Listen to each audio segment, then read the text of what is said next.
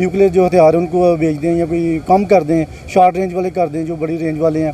आपको पता है कि अगर हिस्ट्री में जाएँ तो इंडिया हमारा बहुत बड़ा दुश्मन है। उस दुश्मन के लिए हमने ऐसे हथियार रखे हुए हैं, तो जिसके लिए हमें अशद ज़रूरत है। वो हथियार आप ना बरकरार रखे तो इंडिया हमें खा जाएगा। अच्छा सर, मैं एक बात करता हूँ आपके साथ कि अगर इंडिया की बात करें, जैसे कि अभी जो वार के लिए हम लोग बहुत सारे वेपन्स के लिए तो काम करते हैं, कभी हमने ये नहीं सोचा कि हम इकोनॉमिकली तौर पे उसके साथ जंग करें। जिस तरह से वो अभी इकोनॉमिकली तौर पे अपने आप को इतना स्ट्रॉन्ग कर चुका हुआ है, हम क्यों नहीं करें? वो इकोनॉमिकली तौर पर इस तरह दुनिया की 5वीं बड़ी माशी ताकत बन चुका है। असल में बात यह है कि हमारे जो सियासतदान हैं जिनके हाथ में ये बागदौड़ होती है मुल्क की, वो असल में मुखलिस नहीं है। बांग्लादेश में कानून बहुत सख्त हैं, वहाँ पे अगर किसी फॉरेनर बिजनेसमैन को कोई तंग करें तो उसकी सज़ाई मौत है। हमारे मुल्क में उनको फैसिलिटेट करते हैं, अदारे भी जो सरकारी अदारे हैं वो भी फैसिलिटेट करते हैं करप्शन करने वाले को, बिजनेसमैन को नहीं करते। बिजनेसमैन को टैक्स इतना लगा देते हैं वो बेचारा भाग जाता है यहाँ से। वो कहता है इंडिया की जहाँ तक बात है जी, इंडिया ने 90s में अपना इकोनॉमी का स्ट्रक्चरल रिफॉर्म किया था, और आज 30 साल बाद 40 साल बाद उनका बिल्कुल सिचुएशन डिफरेंट है। और वहाँ पे देखें ना, अब डेमोक्रेसी शुरू से कितनी तगड़ी रही है। बिल्कुल ऐसे ही। एक दफ़ा सिर्फ इमरजेंसी लगी और उसके बाद अवाम ने इजाज़त नहीं दी कि डेमोक्रेसी के साथ मजाक किया जाए। और यहाँ पे देखें सर, आज के दिन तक जो हमारे इदारे कर रहे हैं ना, पाकिस्तान की जब तक अवाम खड़ी होकर डेमोक्रेसी को सपोर्ट नहीं करेगी, समझेगी नहीं कि डेमोक्रेसी ज़रूरी क्यों है, तब तक तो पाकिस्तान इसी तरह के वर्स्ट क्राइसिस से गुजरता रहेगा, चाहे वो फाइनेंशियल क्राइसिस हो, पॉलिटिकल क्राइसिस हो। अस्सलाम वालेकुम। अस्सलाम। आपका नाम? फरियाद। फरियाद। सर क्या करते हैं आप? मैं लॉयर हूँ। लॉयर हैं, ज़बरदस्त। सर बेसिकली मुझे बताइएगा इस टाइम जो करंट सिचुएशन है पाकिस्तान की, क्या देख रहे हैं पाकिस्तान के जो हालात हैं? यार देखें, हालात देख के तो मायूसी होती है और ऐसे लगता है कि जैसे हम वेंटिलेटर पे जा रहे हैं और फ्यूचर ब्राइट इतना नहीं है। लेकिन हम अल्लाह से उम्मीद रखते हैं कि इंशाल्लाह को अच्छा लीडर मिल गया और ये जो कोई इकॉनमी को सही करने वाला मिल गया तो इंशाल्लाह बहुत जल्द मुल्क तरक्की करेगा इंशाल्लाह। अच्छा सर, मेरा सवाल ये है कि फाइनेंस मिनिस्टर ने रिसेंटली एक पैगाम जारी किया। उन्होंने कहा है कि हमारे इतने भी बुरे हालात पैदा नहीं हुए कि हम अपने न्यूक्लियर वेपन जो है वो सेल आउट करके अपना कर्जा उतारें। क्या कहेंगे इस हवाले से जो उनकी स्टेटमेंट है कि हम अपना कर्जा उतारेंगे कैसे? देखिए, सबसे पहले तो मैं ये कहूँगा कि IMF ने जो स्कंजा हमारे लिए पिछले कोई 10-20 सालों से तैयार किया हुआ है, वो आसास आगे बढ़ रहे हैं। आगे बढ़ते बढ़ते अब हमारे न्यूक्लियर पे आ गए हैं। उन्होंने सारी बातों को डिमांड रखी है, तो फाइनेंस मिनिस्टर ने ये बयान दिया है ना कि हमें इतने भी हालात बुरे नहीं है कि हम अपने न्यूक्लियर जो हथियार उनको बेच दें या कोई कम कर दें, शॉर्ट रेंज वाले कर दें जो बड़ी रेंज वाले हैं। आपको पता है कि अगर हिस्ट्री में जाएँ तो इंडिया हमारा बहुत बड़ा दुश्मन है। उस दुश्मन के लिए हमने ऐसे हथियार रखे हुए हैं, तो जिसके लिए हमें अशद ज़रूरत है। वो हथियार आप ना बरकरार रखे तो इंडिया हमें खा जाएगा। अच्छा सर, मैं एक बात करता हूँ आपके साथ कि अगर इंडिया की बात करें, जैसे कि अभी जो वार के लिए हम लोग बहुत सारे वेपन्स के लिए तो काम करते हैं, कभी हमने ये नहीं सोचा कि हम इकोनॉमिकली तौर पे उसके साथ जंग करें। जिस तरह से वो अभी इकोनॉमिकली तौर पे अपने आप को इतना स्ट्रॉन्ग कर चुका हुआ है, हम क्यों नहीं करें? वो इकोनॉमिकली तौर पर इस तरह दुनिया की 5वीं बड़ी माशी ताकत बन चुका है। असल में बात यह है कि हमारे जो सियासतदान हैं जिनके हाथ में ये बागदौड़ होती है मुल्क की, वो असल में मुखलिस नहीं है। वो अब यहाँ से पैसे कमाते हैं और बाहर डॉलर ले जाते हैं, जिसकी वजह से पाकिस्तान जो वो तरक्की नहीं करता।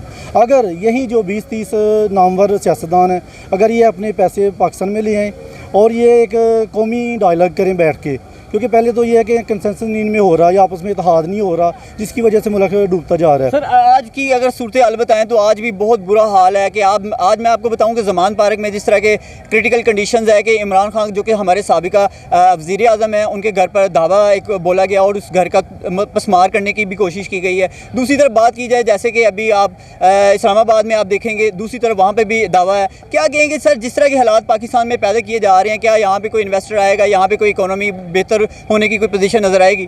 अस्सलाम वालेकुम। वालेकुम सलाम। आपका नाम? एहसन असलम। एहसन असलम। सर क्या करते हैं आप?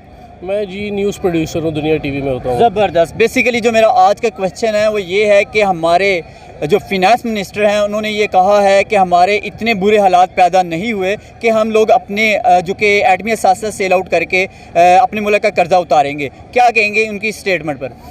बेसिकली एक अनपॉपुलर गवर्नमेंट है और देखें जिस तरह से इम्पोज किया गया पाकिस्तान पे इनको, तो और जो ग्रेट गेम चल रही है इंटरनेशनली जिसको हम जियो पॉलिटिक्स कहते हैं, उसमें ये सब तो होता ही है। ये पॉसिबल है कि IMF की तरफ से कोई टर्म्स रखी गई हों कि जी हमें अपने जो एटमी असासे हैं जी, न्यूक्लियर से एसेट्स हैं, उनको हमें कोई उस पर कंप्रोमाइज़ करना पड़े। क्योंकि पाकिस्तान एक वर्स्ट फाइनेंशियल क्राइसिस से गुजर रहा है। उनको क्लैरिफाई करने के लिए ये स्टेटमेंट है। बेसिकली अब देखें ना, अब बैठे बैठाए एकदम से उनको क्या सूझी कि वो ये बात कह दें, या तो कोई रेलेवेंट क्वेश्चन किया गया हो और वो फिर ये कहें तो समझ आता है। सर, फाइनेंस मिनिस्टर की अभी तक की कोई आप स्ट्रेटजी बताएं जिसने हमारे मुल्क की इकोनॉमी को कुछ बेहतर सिमत की तरफ ले जाने के लिए कोई इकदाम उठाए हो? सर देखें, जब से ये आए हमारे रिजर्व 16 बिलियन से कम हो के 3 बिलियन पे आ गए। 3 बिलियन, ढाई बिलियन, 2.5 बिलियन पे सर। और उसमें भी अगर हम कैश पे जाएं ना तो हम तकरीबन 9 से 10 बिलियन माइनस पे हैं, क्योंकि हमने सऊदीया, दुबई, चाइना से जो आर्टिफिशियल लोन लिया था कि सिर्फ रिजर्व्स को दिखाने के लिए, कैश पे जाते हैं तो हम तो बिल्कुल डिफ़ॉल्ट हो चुके हैं पेपर्स में। बिल्कुल। तो ये तो ऑब्वियसली ऐसी कुछ चमगोइयाँ हो रही होंगी, तो उसको क्लैरिफाई करने के लिए स्टेटमेंट दी गई है। अच्छा सर, जैसे कि अभी हम इकोनॉमी की बात करें, हमारा एक नेबर कंट्री है इंडिया, जिस तरह से उसने अपनी इकोनॉमी को पिछले 10 से 15 साल में ग्रो किया है, इस टाइम दुनिया की 5वीं बड़ी इकोनॉमी बन चुका हुआ है। अगर बात करते हैं 1947 की पार्टीशन के बाद से लेकर आज तक जो पाकिस्तान के हालात हैं, और हम अपने नेबर कंट्री की बात करें, जिस तरह से उसने तरक्की की है, क्या कहेंगे इस पर? सर देखें, बात होती है, अब जापान पे जब अटैक हुआ था, न्यूक्लियर बॉम्ब गिरा था, आज जापान को देख लें और पाकिस्तान को देख लें। जब आप ह्यूमन डेवलपमेंट पे काम करते हैं ना, इंसानों पे काम करते हैं, उनको इस काबिल बनाते हैं कि वो कुछ प्रोड्यूस कर सकें और बाहर की मार्केट से कुछ ला सकें, तो फिर मुल्क जो है ना ग्रो करता है। इंडिया के इस टाइम रिजर्व 500 बिलियन डॉलर से ज़्यादा है, और पाकिस्तान 1 बिलियन डॉलर लेने के लिए IMF के आगे नाक रगड़ता है। बिल्कुल सर, जैसे कि अभी मैं बताने लगा था, 750 बिलियन डॉलर की सालाना एक्सपोर्ट करता है। देखिए, और हमारे 1 बिलियन के लिए तरले कर रहे हैं, यहाँ तक तरले कर रहे हैं कि न्यूक्लियर एसेट्स पे बात आ गई। बिल्कुल ठीक है, जिसके लिए कोई कंप्रोमाइज नहीं करता, लेकिन इस पे बात आ गई, मतलब कोई ना कोई तो बात हो रही है। कोई बात हो रही है, तो फिर ऐसे स्टेटमेंट दी गई है ना। अब इंडिया की जहाँ तक बात है जी, इंडिया ने 90s में अपना इकोनॉमी का स्ट्रक्चरल रिफॉर्म किया था, और आज 30 साल बाद, 40 साल बाद उनका बिल्कुल सिचुएशन डिफरेंट है। और वहाँ पे देखें ना, अब डेमोक्रेसी शुरू से कितनी तगड़ी रही है। बिल्कुल ऐसे ही है। एक दफ़ा सिर्फ इमरजेंसी लगी और उसके बाद अवाम ने इजाज़त नहीं दी कि डेमोक्रेसी के साथ मजाक किया जाए। और यहाँ पे देखें सर, आज के दिन तक जो हमारे इदारे कर रहे हैं ना, पाकिस्तान की जब तक अवाम खड़ी होकर डेमोक्रेसी को सपोर्ट नहीं करेगी, समझेगी नहीं कि डेमोक्रेसी ज़रूरी क्यों है, तब तक तो पाकिस्तान इसी तरह के वर्स्ट क्राइसिस से गुजरता रहेगा, चाहे वो फाइनेंशियल क्राइसिस हो, पॉलिटिकल क्राइसिस हो। हम नहीं इससे बच सकते। अच्छा सर, एक तरफ तो हम इंडिया की बात कर रहे थे, अगर हम अपने साथ एक और हमसाया मुल्क है जो कि बल्कि हमारा हिस्सा था, बांग्लादेश 1971 में हमसे अलहदा हुआ है, और जब अलहदा हुआ तो हमें एक दुख तो था, लेकिन हमने उनको अलहदा करते हुए कुछ कहा था कि ये लोग कभी भी अपने पैरों पे खड़े नहीं हो सकेंगे, लेकिन आज हम नहीं खड़े, वो खड़े हो गए। सर देखें, जब बांग्लादेश पाकिस्तान से अलग हुआ है, तब सारी की सारी मेजर इंडस्ट्री बांग्लादेश में थी। ऐसे ही है। ठीक है, पाकिस्तान की तकरीबन 70% रेवेन्यू की जनरेशन बांग्लादेश से आती थी, और हमारे यहाँ पे एलीट बैठी होती थी, वहाँ से खाती थी, और उनके राइट्स, जैसे आज बलोचिस्तान का हाल है। अब अगर ये लोग ये सोचते थे कि बांग्लादेश कभी अपने पैरों पे नहीं खड़ा होगा, सर देखें उन्होंने इतनी बड़ी मूवमेंट चलाई है। टके की वैल्यू आज करेंसी बन गई है ना। देखें ना, हमने कहा था किसी काम का टका नहीं। हाँ जी, हमारे यहाँ पे एक आम मुहावरा है ना कि तेरी टके की औकात नहीं। टके की औकात, आज टके की औकात सर बहुत ज़्यादा है, बहुत ज़्यादा है। हमारे रुपये से ज़्यादा है, हमारे रुपये से ज़्यादा है टके की औकात।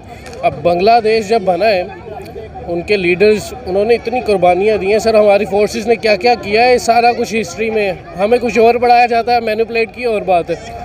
अब उन्होंने इतनी बड़ी मूवमेंट चलाई है, तो फाइनेंशियली खड़ा होना उनके लिए कौन सी बड़ी बात है? जो तारीख चला के, एक तहरीक चला के मुल्क बना सकता है सर, वो पैसे कमाना उसके लिए कोई बड़ी बात नहीं। इमरान खान ने 3 साल लगाकर बड़ी एफर्ट करके कुछ इंडस्ट्री हमारे मुल्क में इन करवाई थी, बल्कि वो जो ऑलरेडी मौजूद थी वो भी शट डाउन हो चुकी है इन टाइम, अगर मैं बात करूं करंट सिचुएशन की। बिल्कुल ऐसे ही है। देखें ना, एक्सपोर्ट्स हमारी बढ़ रही थी, किसी ने भी, पाकिस्तान एक एग्रीकल्चरल इकोनॉमी है, किसी ने भी आज तक पाकिस्तान की एग्रीकल्चर पे फोकस ही नहीं किया। इमरान खान ने एग्रीकल्चर सेक्टर के लिए एक प्रॉपर पैकेज दिया था। मेरे कितने दोस्त हैं, जानने वाले हैं जो एग्रीकल्चर सेक्टर से मुंसलिक हैं, उन्होंने बताया कि जी हमारी प्रोडक्शंस बढ़ रही हैं, हमारा रेवेन्यू बढ़ रहा है, हमें मनचाहे पैसे जो हमें मिलने चाहिए हमारी फसल के वो मिल रहे हैं। ठीक तो है। जब कैश फ्लो होगा किसान के मामलात में तो मामलात बाकी भी बेहतर होंगे ना।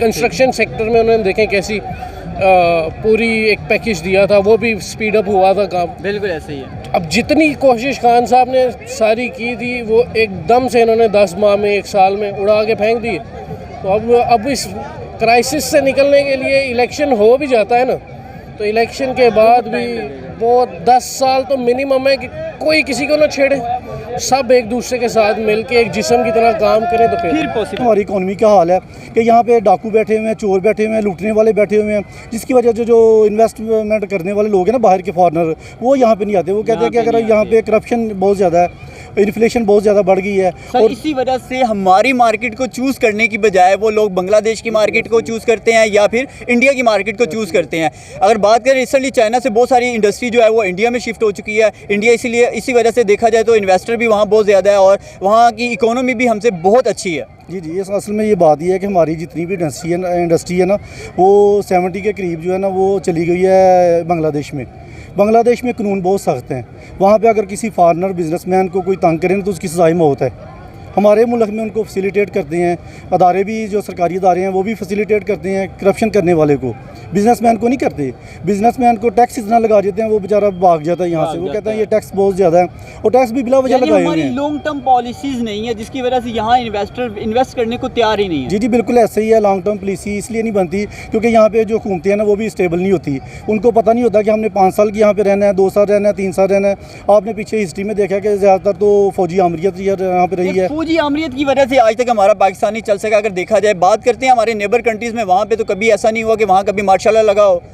वहाँ की हुकूमत को देखा जाए रिसेंटली अभी जो नरेंद्र मोदी है उसकी बात करते हैं कि उसने अभी 2 टेन्योर कंप्लीट कर चुका है और तीसरे टेन्योर की तरफ वो मूव कर रहा है। अभी तक यही है कि वो ही आएगा। लेकिन बात करते हैं कि हम अपने पाकिस्तान में कभी किसी एक सियासतदान ने टेन्योर कंप्लीट नहीं किया और किसी को मौका ही नहीं दिया गया कि जी वो अपना टेन्योर कंप्लीट करते हुए कुछ बेहतर कारकर्दगी दिखाते हुए अवाम उनको मुंतखब करे दोबारा से। अच्छा ही ऐसे ही असल में बात ये है कि यहाँ पे आपको पता है जो इस्टेब्लिशमेंट है ना आर्मी चीफ का उहदा सबसे बड़ा है ना। आर्मी चीफ जो वो सेक्रेटरी दिफा और वज़ीर दिफा के अंडर है और यहाँ पे पाकिस्तान में ख़ासकर बहुत ज़्यादा पावरफुल है। सियासतदानों से भी पावरफुल है, बिजनेसमैनों से भी ज़्यादा पावरफुल है।